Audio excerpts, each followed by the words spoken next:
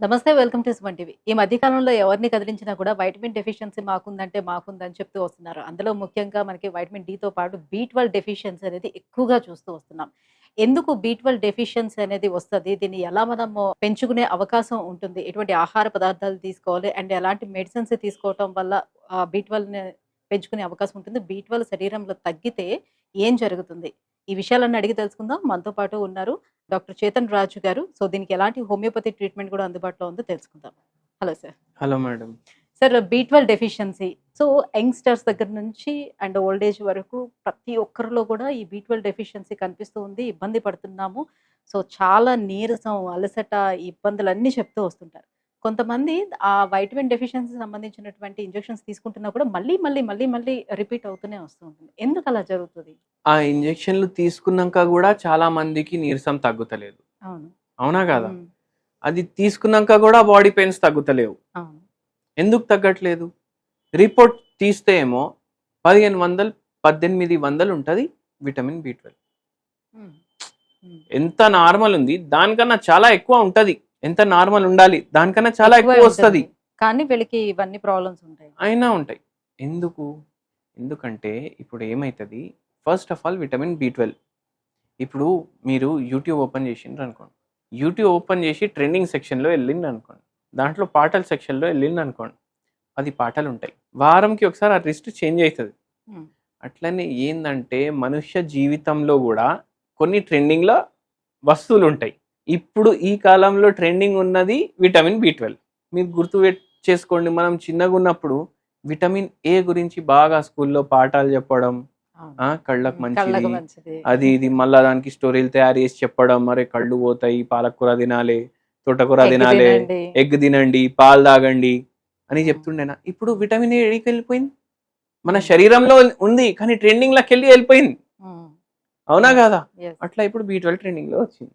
చూసుకుంటే B complex మొత్తం A B C D ఈ కే అన్ని విటమిన్లు చాలా అవసరం హ్మ్. మన బాడీకి. కానీ ఇప్పుడు దీని గురించి మాట్లాడుతున్నాం మనం. కానీ ఇవి కాకుండా ఇంకో విటమిన్ కూడా ఉంది, అది లేకపోతే నిద్ర ఉండదు మనిషికి. హ్మ్. అది విటమిన్ ఎం, హ్మ్. మనీ. మనీ. అవునా కాదా? యెస్. అయితే ఏందంటే బి12 తగ్గింది, నరాలు ఎఫెక్ట్ అవుతాయి. మళ్ళీ బి12 తగ్గింది, అరికాల్లో మంటలు ఉంటాయి. బి12 తగ్గింది, ఒక్కొక్కసారి ట్రెమర్స్ కూడా వస్తాయి. అంటే ఇట్లా చేయి పెడితే ఇట్లా ఇట్లా ఇట్లా ఇట్లా అవుతుంది. ఓకే. మైలిన్ షీట్ డ్యామేజ్ అవుతుంది. మైలిన్ షీట్ డ్యామేజ్ అవుతుంది ఒక్కొక్కసారి నరాలది. హ్మ్. మళ్ళీ షుగర్ వ్యాధి పేషెంట్లకు అయితే ఇంకా ఎక్కువ బి12 డెఫిషియన్సీ వచ్చే ఛాన్సెస్ ఉంటుంది. అయితే బి12 తగ్గుతుంది. ఇప్పుడు ఒక పేషెంట్ ఏమంటున్నారు, పార్కిన్సన్స్ ఏం లేదు ఆ పేషెంట్కి, షుగర్ వ్యాధి ఉంది, దాంతోపాటు ట్రెమర్స్ వస్తున్నాయి. బి12 లెవెల్ చూసుకుంటే 100 ఉంది. ఏమంటున్నారు, ఇప్పుడు ఇంటికి ఎవరైనా వస్తే పోయేటప్పుడు బొట్టు పెట్టి ఒకటి పండు లేకపోతే ఏదో ఇట్లా ఇస్తారు కదా, ఆ బొట్టు పెట్టడానికి పోతే ఇట్లా ఇట్లా ఇట్లా ఇట్లా ఇట్లా అవుతుంది చెయ్యి. షేక్ అవుతుంది. ఇక్కడ పెట్టే బదులు ఇక్కడ పెట్టేస్తుండ్రు. హ్మ్. వాళ్ళు కూడా పెట్టుకునేటోళ్ళు, అరే గుడ్ లక్ నువ్వు తేడా పెట్టినావు కదా మంచిది అది ఇది అనేసి అంటారు. కానీ అది షేకింగ్ అయితే ఉంది కదా. నలుగురు మధ్యలో నిల్చొని ఛాయ్ తాగడానికి భయం, ఎందుకంటే చెయ్యి షేక్ అవుతుంది. నలుగురు మధ్యలో ఉంటే ఇంకా ఎక్కువ అవుతుంది. బీటోలు ఏమో తక్కువ ఉంది, తల తిరగడం అనేది ఉంది. ఓకే. అయితే ఏమైంది, సూదులు తీసుకున్నారు. సూదులు తీసుకున్నాక విటమిన్ బి12 పెరిగింది, హ్మ్. కానీ సిమ్టమ్లు పోతలేవు. హ్మ్. అన్ని టెస్టులు అయిపోయినాయి. అంటే కొంతమందికి అలా ఇంజెక్షన్స్ తీసుకున్నా కూడా బాడీ అబ్జర్వ్ చేసుకోకపోవడం అనేది కూడా జరుగుతూ ఉంటుందంట కదా! ఎందుకట్లా అవును, అవుతుంది? బాడీ ఎందుకు అబ్జర్వ్ చేసుకోదు, ఒక్కొక్కసారి అట్లా కూడా ఉంటుంది. ఎందుకు ఉంటుంది అంటే కడుపులో పోతుందా గోలి, హ్మ్. హ్మ్. కడుపులో పోయినాక పేగుల్లో పోతుందా, పేగుల్లో పోతుంది. ఇట్లా ఉంటాయి కదా అవును. పేగులు, చిన్న అవును. పేగు పెద్ద పేగు, పేగుల్లో ఇలియం అనేది ఉంటుంది. ఓకే. ఆ ఇలియంలో ఏమైనా సమస్య ఉండి హ్మ్. అది అబ్జర్వ్ చేసుకోలేకపోతుంది, అక్కడే అబ్జర్వ్ అవుతుంది, హ్మ్. అక్కడ అబ్జర్వ్ చేసుకోలేకపోతుంది, దానివల్ల అబ్జర్వ్ అవ్వదు. కానీ ఇంకొకసారి అది మంచిగా ఉంది. ఇప్పుడు ఈ పేషెంట్లో కూడా ఏమవుతుందంటే ఇంజక్షన్లు తీసుకుంటే మంచిగా అనిపిస్తుంది అంటే రిపోర్ట్లా, హ్మ్. కానీ పెరుగుతలేదు. ఎందుకు? సింప్టమ్స్ అయితే తగ్గట్లేదు వీళ్ళకి. సిమ్టమ్స్ తగ్గట్లేదు.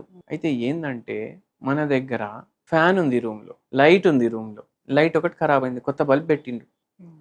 కొత్త బల్బ్ పెట్టినాక అన్నీ ఒకటేసారి వెళ్ళిపోయినాయి. స్విచ్ ఆన్ చేసి ఆఫ్ చేస్తుంటే కూడా లైట్ వస్తలేదు.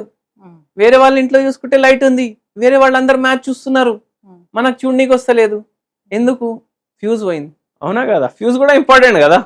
ఆ వైర్, ఆ ఫ్యూజ్ లాంటిది ఒక వస్తువు ఉంటుంది మన బాడీలో, దాన్ని ట్రాన్స్కోబాలమైన్ అంటారు. ఓకే. ఇది చక్కగా లేకపోతే ఇది ఫ్యూజ్, ఓకే. ఇది లేకపోతే బీటల్ పనిచేయదు. ఓహో! అట్లా కూడా ఉంటుంది. మళ్ళీ ఒక్కొక్కసారి ఇప్పుడు తోటి కోడలు ఉంటారు కదా, అవునా కదా, హ్మ్. అట్లా B12కి తోటి కోడలు B9, హ్మ్. అది చక్కగా లేకపోతే ఇది ఇది పనిచేయదు. అబ్జర్వ్ చేయదు. ఓకే. అట్లా ఉంటుంది. అయితే ఇవన్నీ జాగ్రత్తలు మీరు ఏం చేయాలంటే B12 కోసం చేపలు, క్రాబ్స్, ప్రాన్స్ ఇవి ఫ్రై చేయకుండా మీరు ఏం చేయాలంటే కర్రీలాగా చేసుకోవాలి. ఎక్కువ నూనె వేసుకోవద్దు వీటిలో. హ్మ్. ఎక్కువ నూనె వేసుకుంటే ఏమవుతుంది, మళ్ళీ దాంట్లో ఉన్న ఏ దానికోసం అయితే మీరు తీసుకుంటున్నారో అది ప్రాబ్లం అవుతుంది. మళ్ళీ ఎక్కువ నూనె ఓన్లీ B12 వాడుకొని మాత్రమే పెరుగుతదా ఇవి తీసుకోవడం వల్ల? బి కాంప్లెక్స్‌కి సంబంధించిన బి దాంట్లో కాంప్లెక్స్ పెరుగుతుంది. వేరే విటమిన్లు కూడా ఉంటాయి, వేరే మినరల్లు కూడా ఉంటాయి. అన్నీ వస్తాయి. అట్లా మళ్ళీ అంటే మనం B12కి సంబంధించిన ఫుడ్లు చెప్తున్నాం. ఒమేగా 3 ఉంటుంది, ఒమేగా 6 ఉంటుంది, హ్మ్. గుండె కోసం కూడా మంచిది. అయితే ఇది మీరు కర్రీలాగా చేసుకోండి. ఇప్పుడు అందరు ప్రాన్స్ అని చెప్పంగానే దాన్ని డీప్ ఫ్రై చేసి కురుముకుం పకోడీలాగా చేసి అవును. తింటారు. అవును. అట్లా తినకండి, కొంచెం దయచేసి. అండ్ దాని తర్వాత ఏంది అంటే ఆవు నెయ్యి, పనీరు. హ్మ్. నేను మీకు ఒకటి చెప్తాను, లాస్ట్ టైం చెప్పినో లేదో, B12 డెఫిషియన్సీ అయితే మీరు ఒక పూట అయితే ఏం చేయండి అంటే ఒక 100 గ్రాములు పనీర్ కట్ చేసుకోండి పీసెస్, హ్మ్. కొంచెం బటర్ వేయండి, అన్సాల్టెడ్ బటర్ ఒక ప్యాన్లో వేసేయండి, వేడిగా అవుతుంది కదా, కొంచెం జీలకర్ర, హ్మ్. కొంచెం జీలకర్ర పౌడర్, హ్మ్. వెల్లుల్లి, మంచిగా చాప్డ్ వెల్లుల్లి ఒక 4 వేసేయండి, దాంతోపాటు కొన్ని కర్రీ లీవ్స్, దాంతోపాటు మిరియాలు కొంచెం దంచేసి వేయండి, అదంతా కొంచెం పోపు లాగా చేయండి. మళ్ళీ దాంట్లో ఈ క్యూబ్స్ వదలండి, హ్మ్. ఈ పన్నీర్ క్యూబ్స్ కట్ చేసుకొని వదలండి. ఈ పన్నీర్‌లో గూడా మళ్ళీ 2 రకాలు ఉంటాయి గదా! సోయా పన్నీర్ గూడా ఉంటుంది. ఆ, అండ్ మామూలు సోయా పన్నీర్ కాకుండా పాలుతోటి ప చేసిన పన్నీరే యానిమల్ మిల్క్‌తో పన్నీర్, చేసిన. అది వేయండి, మంచిగా తిప్పండి. చికెన్ 65 ఉంటుంది కదా, హ్మ్. దానికన్నా టేస్టీ ఉంటుంది. హ్మ్. ఇది వారంలో 3 సార్లు 100 గ్రాములు తినండి. ఓకే. మళ్ళీ దాని తర్వాత మీరు టైంకి పడుకోండి, టైంకి లేవండి, కొంచెం ఫిజికల్ యాక్టివిటీ చేయండి, మంచిగా ఉంటుంది. సో, B12 తగ్గేటప్పుడు బాడీలో పెయిన్స్ గూడా యాజ్ యూజువల్‌గా రన్ అవుతూ ఉంటుంది. సో, పెయిన్స్ ఉంటుంది, అలసట ఉంటుంది, కళ్ళు తిరగడం లాంటి సమస్యలు ఉండేటప్పుడు B12 తగ్గిందని మనం అర్థం చేసుకోవాలి. సో, దానికి తగ్గట్టుగా ఈ ఆహార పదార్థాలు తీసుకుంటూ అలాగే హోమియో మెడిసిన్ హోమియో ఏముంటుంది? మెడిసిన్ వాడండి. మీకు మైలిన్ షీత్ డ్యామేజ్ ఉన్నా అది రికవర్ అవుతుంది. ఇప్పుడు ఒక పేషెంట్కి ఏమన్నారు డాక్టర్లు అంటే, ఇంకా నీ జిందగీ ఇంతే, మైలిన్ షీత్ దెబ్బ పడ్డది, హ్మ్. ఇప్పుడు వీల్ చైరే మీకు మార్గం అయిపోయేటట్టు ఉంది, మీరు కొంచెం జాగ్రత్తలు పాటించండి హ్మ్. అనేసి అన్నారు. హ్మ్. 2 నెలల్లో మన మందులు వాడి ఆ పేషెంట్‌కి ఒక 30% రిలీఫ్ ఉంది. ఎన్నో మందులు వాడిండ్రు, హ్మ్. ఎటువంటి రిలీఫ్ లేదు. కానీ మన మందులు వాడినంక ఆయనకు ఉండే. ఓకే. హోమియోపతి మందుల్లో ఆ జాదు ఉంటది. So, as early as possible recover అవ్వడానికి ఛాన్స్ ఉంటుందా దీంట్లో? అవును, ఉంటుంది. కానీ పేషెంట్ మనం చెప్పేటివి అన్నీ వినాలి. Thank you sir. Thank you so much. So, B12 అనే తగ్గడానికి గల కారణాలు అండ్ ఎలా మనం దాన్ని పెంపొందించుకోవాలి అండ్ దానికి తగ్గట్టుగా ఎటువంటి ఆహార పదార్థాల్లో చేంజెస్ చేసుకోవాలన్న విషయాలు కూడా తెలియజేసినందుకు thank you so much. Thank you madam.